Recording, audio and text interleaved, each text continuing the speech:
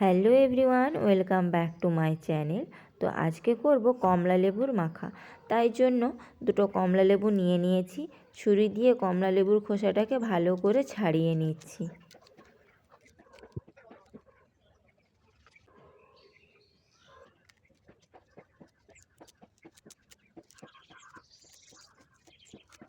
দুটো কমলা লেবুর খোসাই ছাড়ানো হয়ে গেছে।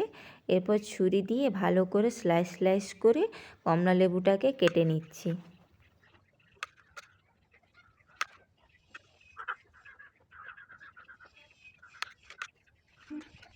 কমলা লেবু দুটি স্লাইস স্লাইস করে কাটা হয়ে গেছে। এরপর এই বীজগুলোকে ফেলে দেব।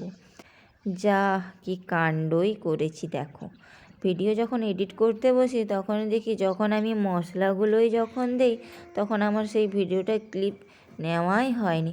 তো এইখানে দিয়েছি কি বলো তো, বিট লবণ, চাট মশলা, হালকা করে একটু কাসুন্দি দিয়ে কাঁচা লঙ্কা মেখে তো ভালো করে মাখিয়ে নিচ্ছি কমলা লেবু স্লাইসগুলি।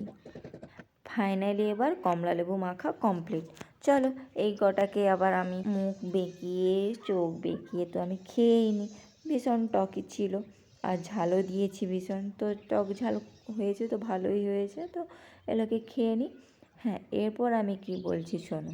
তো এই যে কমলা লেবু মাখাটা করলাম, এই যে খোসাটা আমি ছাড়ালাম, তো এই খোসাগুলো না আমি ফেলবো না।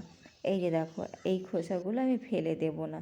তো এইগুলোকে আমি কি করব, নিয়ে গিয়ে ছাদের ওপর রেখে ভালো করে রোদে শুকিয়ে নেব।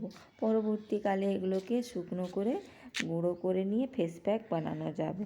তো চলো, আমার ভিডিওটি কেমন লাগলো, কমলা লেবুর মাখাটি কেমন লাগলো জানিও। টাটা।